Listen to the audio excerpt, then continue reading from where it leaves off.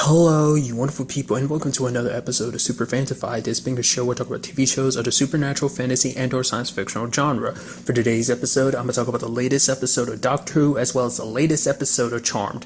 Like always, if I'm talking about something you want to listen to, you can always look in the description down below. I include a time when I start talking about each of the respective shows. So, for example, if you want to hear what I had to say about this week's episode of Doctor Who, you can skip to what I had to say about this week's episode of Charmed. But the first thing I'm going to do is talk about this week's episode of Doctor Who. A crazy episode, a lot of things to kind of break down about this episode. But first of all, we have everyone returning home, which first of all, we kind of get our full-on look at the, what it looks like, the time travel. Obviously, like, we get it in the intro of the show, obviously, but still, I think it looks so much cooler when you actually get to see, like, the TARDIS traveling through it, and it looks so cool, just, like, aesthetically, how it looks, it looks so amazing.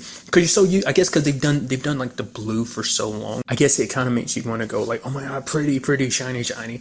Nonetheless, everyone's back, and everyone's happy to be back. Yeah, because it's, like, apparently we're only, like, we've only been going for 30 minutes, because even Yaz was looking at her phone like, oh, I guess no one got worried about me. It's like, no, it's not that. It's just because you only been going for like 30 minutes, which is like, the amazingness that is time travel. But I love everyone's like, oh, so what you going to do, doctor? She's like, oh, yeah, I'm probably, there's a lot of the universe to see, so they're like, you do that by yourself? She's like, oh, yeah. And it's like, she's almost kind of like all shuck, like, like kind of like an all shuck moment. It's just kind of like, you see her getting all sad, and it's like almost like, she's like, oh.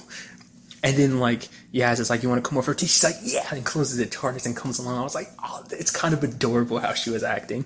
Even when she meets Yaz's parents, Yaz's dad and her sister, she's talking about the fact is, oh, I should get a flat. I think I'd do good in a flat. The fact is, I'd get a purple couch and I'd sit in it. And she's like, am I being weird? And Ryan's like, yeah, you're being a little weird. She's like, I am socially awkward. I'm still trying to find myself. Which I'm sitting here thinking is like, has any of the doctors ever been socially awkward? Because this is like just a calm situation. I feel like most of the doctors handle themselves pretty well in a social situation. I'm trying to think. I can't think of a moment of things being.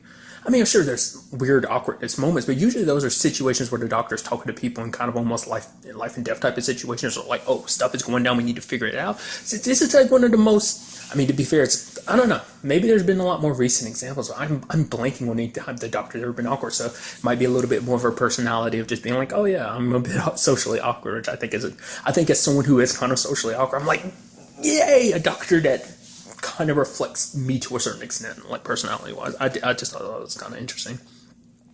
But what's really interesting is this episode is all about giant spiders, which I am not the biggest fan of spiders. I am along with Ryan in his own situation. Ryan's not a big fan of spiders. Graham's not a big fan of spiders either. I mean, granted, I think it's more sort of fact is you have humongous spiders. It's a type of thing where it's just like when you see them, it kind of makes your skin crawl, type of thing. They have been apparently killing people. Granted, only 3 people died. Not like that's great, but at least that we know of. It turns out this is all connected to a hotel which Yaz's mom was working at. We also learned that the doctor loves conspiracies, because the doctor was like, yeah, because Yaz's dad was kind of like, oh yeah, like, he thinks it's all a conspiracy, and the doctor's like, ooh, I love conspiracies. And it turns out technically he was right. I love that line from Yaz's mom later on, where it's kind of like, that it is a conspiracy. My husband is right. And you know how annoying it is when my husband is right. I also love Yaz's mom is so good. I love it, just the doctor meeting her, like, oh my god, Yaz, your mom's so amazing. You birthed an amazing person. And then also like Yaz's mom kept asking questions about the doctor, stuff like that. The doctor's like, I don't have time to answer all that, like how I know your daughter, who I am, and all that stuff. And Yaz is even telling her on multiple occasions, shut up. And she's like, are you a thing? And are you two like together? And the doctor's like, no, I don't think we are. And she asks Yaz, are we? And Yaz is like, no, we're friends. And the doctor's like, say there. I love that even she was like, oh, are we? Like, are we together? Oh, I guess not. We're just friends? Okay, cool. Just so matter of fact about it like that. I thought it was kind of interesting. She even asked Ryan and Yaz that same thing about them, and she's like, are you they're like, no, we're just friends. So I love that. Like, I guess it's just playing the part of just the fact that her mom's super nosy and stuff like that. So there's that aspect to it. But it's interesting because, like, obviously when the episode started off, you're like, okay, so what's this all about? Because Yaz's mom gets fired, and it's all about this hotel, which the actor in it was Chris Noth. At first I was like, what? because it messes with me a little bit when I see like American actors in Doctor Who. It just throws me off, dude. It just is because it makes my brain kind of like short circuit because like my brain doesn't compute. It's so crazy when it happens. Like I said, I brought it up before. It's like I brought it up last episode. It always catches me off guard when Doctor Who takes place in like America. That also kind of messes with me. So it's kind of that same thing. But essentially, he's this dude named Jack. And I love that he's kind of a douchebag, but they add a little comedy to his elements of just kind of being like, at one point he's talking about the fact, because everyone's like, oh, like Ryan and Grandma staring at him like, oh, you're that bloke, ain't you? And he's like, yeah. I was like, who is he? Who is he so special that you guys know who he is? And he's freaking out that like a giant spider came up from his tub, which that was a huge ass spider. And then he locks Kevin in there. I'm like, you locked Kevin in there with it. I know Kevin's got the gun and everything, but you still locked him in there. And you're like, Kevin, are you okay? It's like, did you really need to lock him in there? I guess it was your thought, like, oh, he's going to be okay. Even the whole aspect of like, it's like, oh yeah, like he wants to run for president in 2020, and they referenced the president. He's like, no, I'd rather not hear that name. It's like we're having this casual conversation and stuff like that. Even the doctor's being like, whoa, you fired Yaz's mom? You can't be going firing Yaz's mom. What kind of president fires Yaz's mom? Yaz's mom is like awesome. I thought that was kind of pretty neat. What's also interesting about this episode, it was very educational about spiders, so I thought that was kind of interesting. And the fact is that I had no idea that spiders actually, their legs are kind of their noses, and they don't like the smell of onions, and like the sulfuric acid inside of vinegar keeps them at bay and stuff like that. It's like, I had no idea. That was all very interesting to me.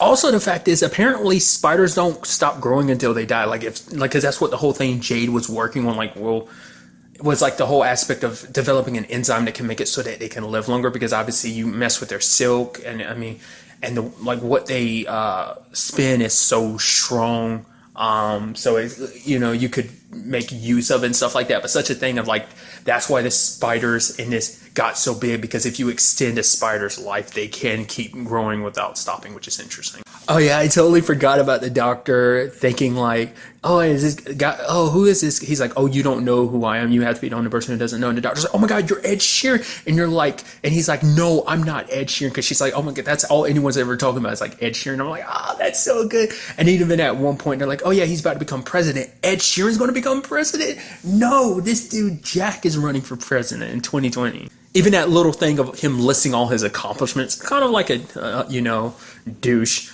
And then the doctor being like, oh, he's saying all that. Am I supposed to be impressed? You have Yaz being kind of like, nah. I even love the whole aspect of like, because he didn't want to handle the whole aspect of like, oh, the thought of like spiders really being that big and stuff like that. Graham and Ryan gave him the suggestion of like, hey, maybe it's like a conspiracy theory. Like maybe this is like an assassination attempt. He's like, yeah, that is very true. A lot of people don't like me. But then Jade's like, the fact of the matter is that if they wanted to take you out, could they just put like a small poisonous spider on your pillow? And he's like, you need to stop saying stuff like that.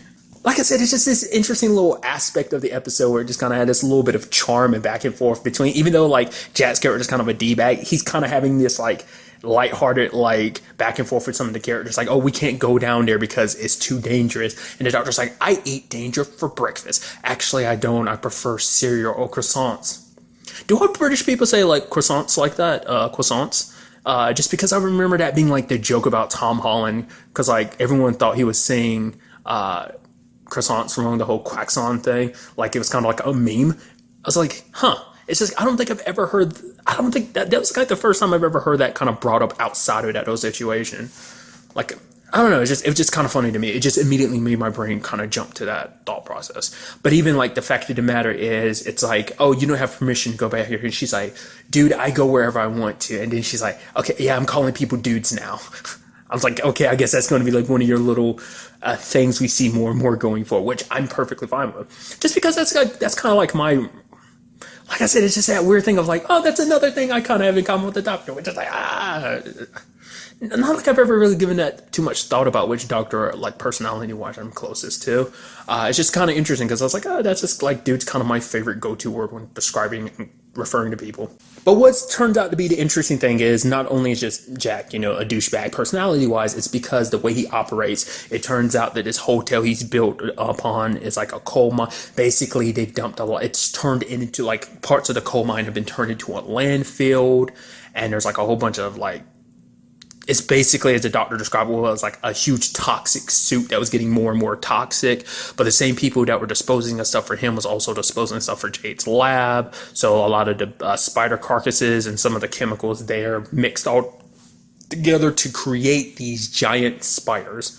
And so Jack's not wanting to take responsibility for it and stuff. There's also the conversation, him being like, oh, we need to just shoot these spiders, which the doctor is like, no, they're living, breathing things. Like, the fact of the matter is this is kind of caused by you, so we're not going to fix it. Like, because even Ryan's like, yeah, she's not going to appreciate that, dude. See? Because the doctor was super against, like, the whole, like, killing them with guns or whatever, Which I won't, like, we can all kind of see the subtext there being like, oh, that's supposedly because him being an American and everything like that, which is just kind of like the whole aspect of like, he's kind of a little gun crazy, which to be fair, like, that's probably just how some people probably do. I mean, I'm sure you can look at it as probably just being like, that's him pointing out a U.S. thing, kind of making a statement. But you could also just be like, maybe he's just a douchebag who just happens to like guns. You can look at who's like a little gun crazy, like shoot first, ask questions later type of thing.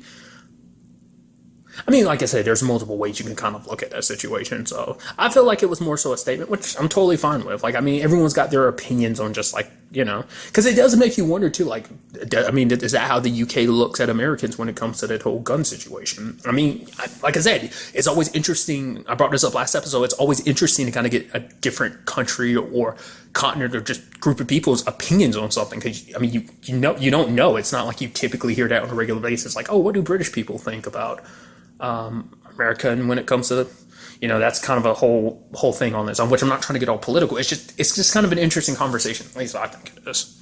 But I mean, it kind of has like that sad resolution to it, because it's like, oh yeah, everything was like they were able to put the spiders in somewhere that they could die in a merciful way without hurting them.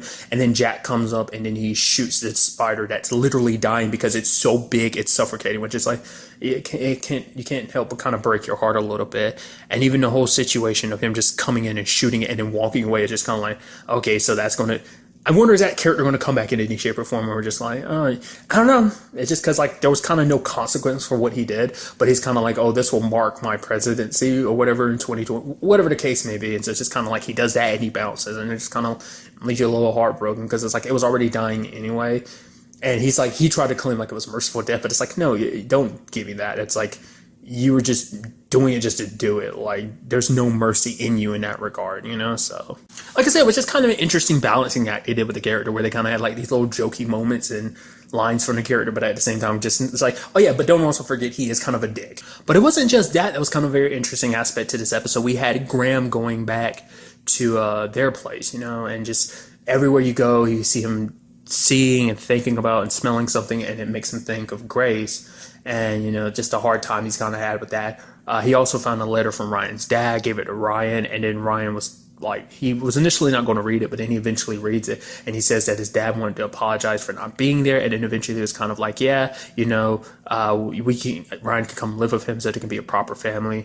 And you can see Graham kind of going, oh, okay. But then he's like, and I don't like the fact that he said it. I thought he was going to stick up for Graham a little bit, being like, because you're proper family. He didn't say that. That's what I thought they were going to head in that direction. Turns out they're not quite there yet. But it was more so like, no, because his dad's not proper. It's like the way you've kind of done stuff in the past is just, in his mind, it's like, oh, we're a proper family. You're not a proper person to begin with. Like, we're not going to be good in that regard is kind of how I feel about it. So it never kind of went beyond that, because then immediately Graham's like, did you check the ceiling before we came in? He's like, no. He's like, I didn't either. And then that's when they ran from the big spider. But that is just kind of an interesting thing all on its own. And that ultimately led to, obviously, like, I think this is the latest that's ever happened, isn't it? Like, companions joining the Doctor? Like, I mean, obviously they've been on adventures already, but it's like that's because I feel like they've never, like, been this, like, oh, like, let's join you on your adventure this late in a series. I don't feel like it. Because obviously they were on adventures, but that was just because they were trying to get back home. So it was kind of like they had no choice but to kind of get stuck on those adventures. But this time it's like, no, this is what, episode 4, and they're consciously being like, oh yeah, we want to go on adventures. Because each one, for different reasons. Ryan's kind of like, oh yeah, my life's not exciting. Let's kind of go on a road. And then like, you have Graham, which is kind of like his reason's kind of heartbreaking for him. It's like grief takes time, but he's like, I don't want to just sit around trying to, wait for time to happen, because like everything in that house just reminds me of Grace. And he's just like, I'd rather kind of be out there exploring the universe and stuff like that. And Yaz is like, I love my family. Because you even see her when she's leaving, she's kind of smiling because, what was it, episode 2? Like they were like, yeah, episode 2 was like, yeah, don't take your family for granted. And I think she smiles because she's happy to see them. But at the same time, it's like, yeah, I need to get away from them too, because they can be annoying and suffocating, which like, obviously we see that with her mom, because her mom's like, oh yeah, the moment you tell me, come back, tell me how you know about the doctor and stuff like that. It's like, geez, mom. And Yasmin like, oh, doctor, you're just like the best person I ever known. Ryan's like, yeah, you're amazing. And then you have Graham being like, yeah, you're all right, I guess. And just kind of going on this adventure. And it's like, oh, like if you leave here, there's no guarantee you're going to come back the same people, which Graham is kind of like, that's probably a good thing, which I think I like that perspective of kind of like a more optimistic point of view of just like, yeah, we'll grow as people and be different people after these experiences. And the doctor's like worried about them and everything.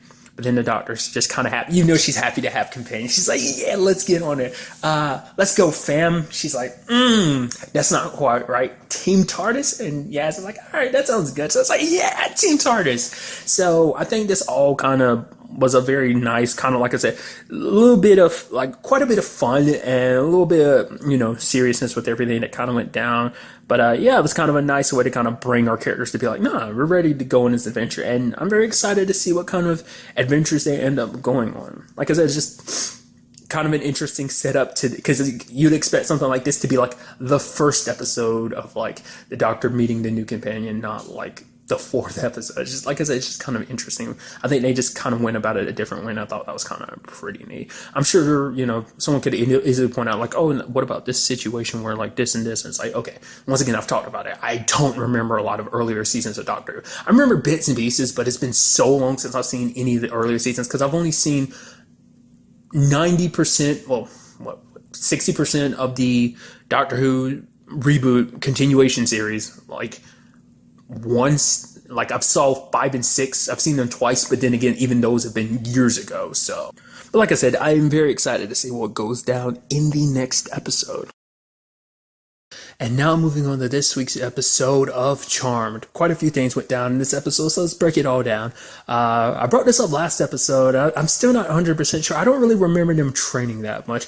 I mean, I think every once in a while you'd see them train, but I don't know. I just don't remember it just being such a big thing, especially in the case of the original series, Leo ever doing any training. But maybe he didn't. Like I said, I'm just not remembering. But Harry's making all these like illusions and stuff like that. Each one of them's got their own problem. Mel is very like doing a lot of reckless stuff, using a spell that could end up hurting her sisters. Kind of like being so like, no, I got this. Kind of getting a little cocky, but just, not taking the time to really just like, sift the situation out. Maggie, obviously, so caught up in her like Kappa situation. And then finally you have Macy, who's so much in her own head that she's thinking about it too much, using her power rather than just kind of letting it flow. She's just thinking about this and that, and it kind of makes it kind of seem like Harry's saying it needs to be more like just natural, like breathing. So it's kind of interesting. Obviously, we see those elements go further and further in the episode, especially in Mel's case, because she has a lot that's kind of on her plate. Because it's like, oh, obviously, because she's the one that embraces the whole, like from the very beginning, she was the one that embraced the whole magic side of things the most. But obviously, it comes with the biggest downside of like, you can't tell the people you care about the most. In her case, she can't tell Nico. Also, I do love the little detail. The fact is that Nico's not wearing her glasses anymore after the whole thing of like, oh yeah, actually she doesn't need them anymore. So I thought that was kind of like a nice little detail to obviously keep up with that aspect. I guess even though she doesn't remember that whole truth thing, I think now that she kind of experienced it to some degree, maybe subconsciously she remembers, so she stopped wearing glasses in general. But nevertheless, you have Mel kind of freezing time and trying to tell Nico the truth because that's the only way she could be honest with it. Every other time she's lying. But Nico being kind of smart and being a cop and just very intuitive kind of knows like, okay, I obviously feel like you're hiding something from me because she's afraid of like, oh, maybe this has something to do with your mom and I don't want you backpedaling because it's like you become so obsessed with your mom's situation kind of led to us breaking up in the first place. But it's like to a certain extent, it kind of has to still do with their mom because they're kind of picking up the legacy that their mom kind of laid out for them to be the charmed ones and everything. And so it's just, so it is connected to her mom, but not to the sense of like what, Nico's kind of under the impression for. So what I think is interesting, like I'm going to be skipping around. But I thought was kind of interesting. Like obviously Harry is kind of putting Mel on punishment. He's putting a bracelet on her to make sure that like, oh, you can't use magic without me knowing about it because she's kind of freezing time all willy-nilly. It's kind of like, I mean, I don't know if it's ever explained what the circumference of her ability is. Like, even with Piper, I don't know if they ever, maybe they did, but I think it was just kind of like in a certain vicinity. I don't think they ever got specific about it. Like, I think it'd be too technical. It's magic. Why get too technical about it? Even though magic can be very technical when you actually think about it. But, because I guess it's like, just because you freeze time within a certain area, if someone walks upon it, it causes, like, it's like her power could easily lead to people to discovering who she is and some bad stuff. It's actually interesting because he references stuff at that point in the episode that he kind of elaborates a little bit more later on.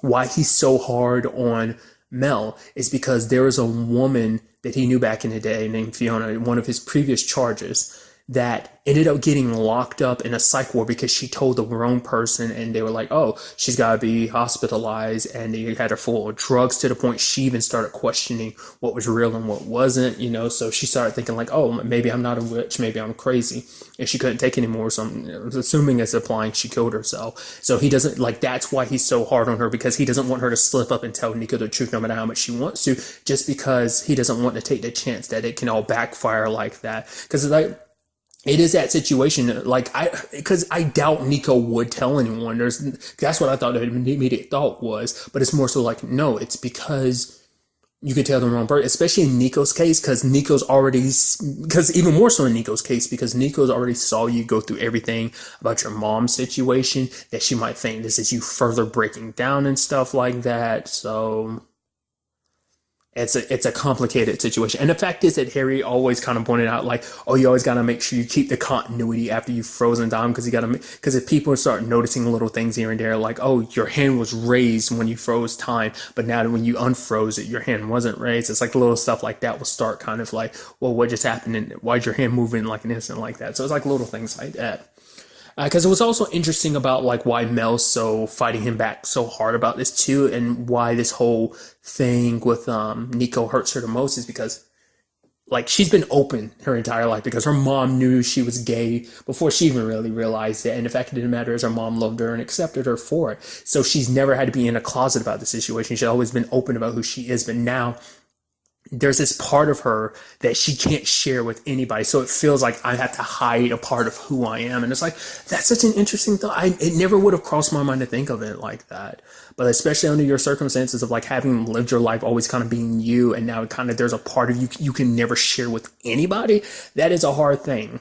I mean, that's something, obviously, that's a big part of the charm situation in the original show too. It's just kind of like, that's what made their love lives very, very complicated, just because it's like, it's a lot to bring some outsider to that situation. You could put their lives in danger and stuff like that. But like kind of circling back to it, like, Mel almost killed Macy using the spell. She stopped the demon and everything like that. I thought it was kind of crazy. I was wondering how Angela Wu was going to get around that situation. And it's like, oh, how did you do it? It's like, oh, you swallowed a cookie whole and then you literally reached in your throat and like threw it out. Because I guess it wasn't in your system long enough for it to matter. You didn't chew it, you didn't digest it long enough. So I guess you were able to just pull it out and throw it out like that. So I also love it. Like she's kind of got that ring / and I'm blanking on it. It's the, oh God, what is it called?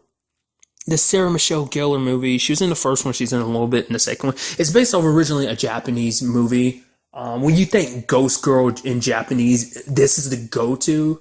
Is it like, her name begins with an S and it's going to bother the crap out of me. Like I said, there's North American adaptions of it and I'm just blanking on it, but it's like she looks exactly like that / the Ring Girl with that type of ghost situation. And it almost kind of add a little bit of humor and stuff like that to it. Just like, oh man, look at you. You showed up at the party. Angela, you look so good. It's like, all right, dang. I feel so natural and stuff like that. So I thought that was kind of interesting. On the other side of things, you had Maggie with the whole party situation because her Kappa, sorority life is kind of the most important thing to her. So she's trying to throw a great party so that she can be back in the good graces, uses some charm, glamours to kind of spice the party up. It seems like it impacted her later on, because obviously there's a whole aspect of like, oh yeah, personal gain, using personal gain will come back in certain consequences, because it is the whole aspect of like, magic can solve some problems, but it can have a tendency to create others, especially in Maggie's case where she was using it for personal gain. I love how she did try to spin it like, oh, we can use this party to, draw in a demon. And even Mel's like, oh, so this has nothing to do with your sorority. What? That's crazy. I guess that's just a crazy coincidence. So there's that. But I think I'm curious, was it just simply like when she was kind of getting headaches or just kind of getting drained, was that simply because she like was devoting so much of her own magic to keeping up the glamour, so it was taking its toll on her trying to use magic otherwise? Or was it more so like it literally kind of reverbs back and just hits her, just because like does the personal, I mean, it seems like it takes on a physical form in the sense of like, oh yeah, she ended up getting a wart later on for it, but plus it was also interfering with her fighting later on. So...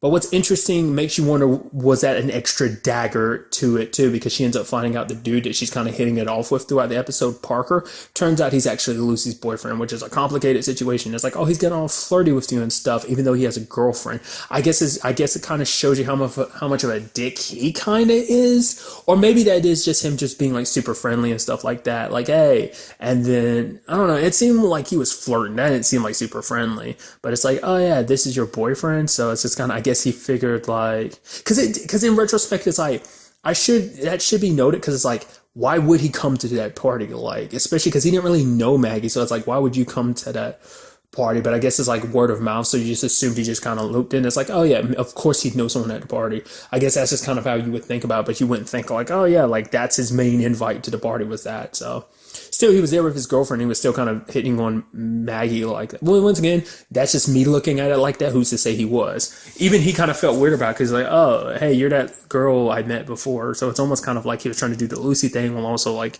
trying to do whatever he's trying to do with Maggie, dude. So it's kind of like, I can't help but look at you. Kind of a little bit of a snake, dude.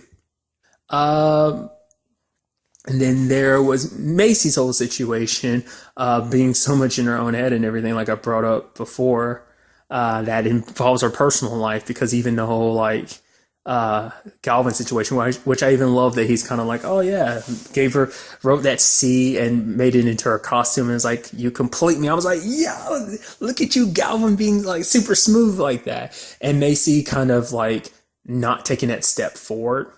It's actually kind of sad, because like when she kind of explained everything to Maggie, being like, yeah, when I went to this boarding school, I was in 9th grade, and I was like one of 2 non-white kids, and so it's kind of like, oh, you either make them see who you are ahead of time, you decide who you are before they can. And so one girl, Tasha, was like, oh yeah, I'm gonna be the smart, I'm gonna be the sexy and funny one, and that kind of left her to be like, oh, like the smart and serious one. But then Maggie kind of told her like, yeah, fuck like being put in a box. The fact of the matter is, you are smart and serious, yet sexy and funny. So I thought that was kind of neat. And ultimately, everything kind of worked out in between her and Galvin. I did like the whole complicated situation of like, oh yeah, like we need virgin blood. It never crossed my mind, even after they're like, oh yeah, like she's after virgins. I think it clicked in my head, but then it took her being like, oh yeah, I'm a virgin. It's like, right, yeah, it's like, that makes perfect sense why Angela was like following you around specifically and no one else, so. That was interesting. I'd actually forgot to talk about this earlier too, because I meant to bring it up. Was the fact is, obviously Mel was talking about like, oh yeah, why we gotta leave it up to elders, like those old witches and stuff like that. And obviously Harry's like, show more respect. But it's like, that's interesting, because I don't remember the elders ever being witches in the original series. Were they? Weren't the elders other white lighters? Like, white lighters aren't witches. Like, they're obviously the equivalency of this world's, like, version of an angel. Like a guardian angel to a certain extent. So it's like, maybe I'm just remembering wrong. Maybe there was like a group of elders who were like witches and stuff like that. But it's like, huh. Also makes you wonder, like, are they going to come across any other, you know, witches? Because they haven't come across any bad witches. They're the only witches that they know. I think that'd be an interesting story element because I think even in the original show they came across other witches, and obviously some were bad. Obviously they come across some that were good. Like obviously, like you have the whole Billy situation. So, but then you also have the flip side of that with her sister kind of turning evil. But that wasn't really her. That was just her upbringing. That just the sad situation of her being taken at such a young age and basically raised to be evil. That type of thing.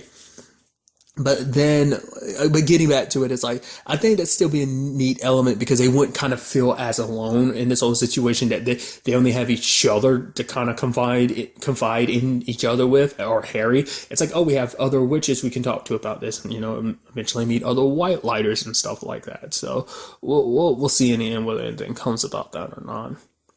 But, it was kind of an interesting thing where you had, Harry being like, "Oh, don't worry. I'll when it's all said and done, when the evil is stopped, I'll make sure to help you get permission so you can tell Nico the truth." Which is interesting because it's like I said, I brought it up before. Like the only person who was dating a cop was Prue in the original series, and like I said, I don't remember early Charm, but I'm pretty sure Andy. I know he died. I don't remember the exact circumstances. I assume like it was a. Didn't he find out the truth, or did Prue told him the truth, or something like that? I hope that doesn't end up happening in Nico's case, because that would suck. But I'm just thinking because I'm wondering like what they're setting like Mel's situation up to be. Is it more going to be like a Leo and Piper situation, or what? Or will it be more like a Prue and Andy situation? Obviously, hopefully without the whole like him dying thing. Or it kind of feels like it might end up being that situation of they end up breaking up just so Mel can protect her. Because Mel has to keep her distance because it's like, oh yeah, like everything's fun. But then she hears like the screaming and roaring upstairs from Angela Wu as a demon. So it's kind of like, we can't do nothing about it. So it's like, I'll call you next. Like you can come over next time or whatever, you know? But they have to keep an eye on Angela Wu because until the elders come, it's like, man, they move pretty slow. But to be fair, I guess it's like, hey, there's a whole unit of white lighters and a whole bunch of witches you have to look after. But to be fair, it's like, hey, you have like the charm one, so you think they get a little special thing. But it's like, yeah, they're doing their thing, sure, but we have other people under our charge as well. It's actually kind of interesting because I forgot to talk about it earlier too, but the whole Harry situation, the Fiona thing is what led him to be who he is right now. It's kind of because he got more serious and a lot more vigilant that led to him getting this job in the first place. So I guess that was supposed to be kind of like the silver lining to it, like understanding that even though being as harsh as he is and kind of a little controlling at times in that regard, it's because he is very protective because he doesn't want what happened to Fiona to happen to Mel. And Mel was like, but I'm not Fiona. I'm not going to be reckless, you know, so... Except it's just very interesting developments. I'm curious to see what happens with the whole Angela Wu thing because it's like you're going to have to keep her in your house and that's going to turn into a complicated thing, especially because you have Nico who's a cop, probably asking a lot of questions.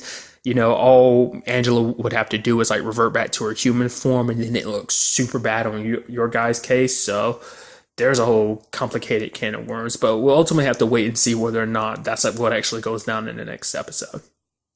But really, that's all I wanted to talk about. Till the next time we meet, be happy, be safe, live life to the fullest, and enjoy it. Good day and good